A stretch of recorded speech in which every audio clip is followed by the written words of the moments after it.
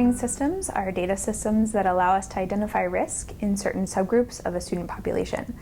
They don't tell us why these students are at risk, they just identify that the risk is there so that we might be able to intervene and provide the necessary accommodations that students need to get back on track. It's kind of newer, but the tire pressure gauge that we have in newer cars.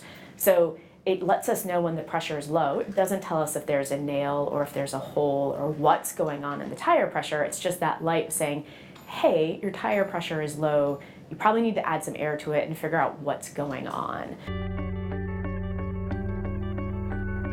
So the idea with early warning systems in education is that we have a lot of readily available data in schools. And we can reconfigure or relook at this data in different ways to identify which students are on or off track for key educational milestones. Those milestones could be on-time reading in 3rd grade. They could be being prepared for middle school when you're in elementary school. They could be high school graduation if you're in high school or middle school. So we have these key educational milestones, and they actually surpass 12th grade, and you can use them in terms of if students are on track for persistence in college or post-secondary pathways as well.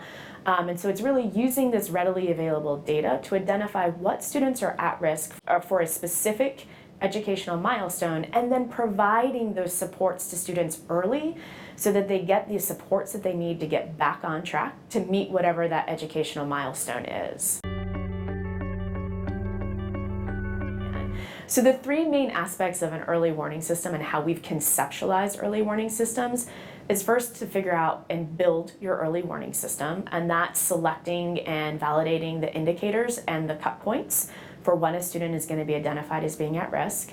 The second aspect is implementing your early warning system, and that happens every year during the school year. That's when the team is getting together, looking at data, making decisions, and connecting students to interventions, and then monitoring student progress when they're in those interventions. And the third aspect of an early warning system is the continual improvement.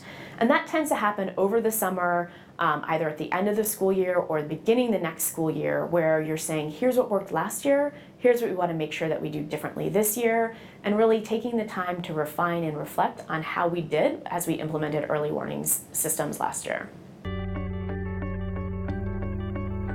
As people think about how they can use early warning systems locally, people really easily understand this notion of looking at individual students that have been identified, but we also want to make sure that we look at groups of students. So having groups of students as we're looking at data can really help us, whether it's that a group of students that are on a specific bus route are always late to school because that bus route is late, or maybe it's students that came from a particular feeder middle school and seeing how those students are doing maybe in course performance or behavior.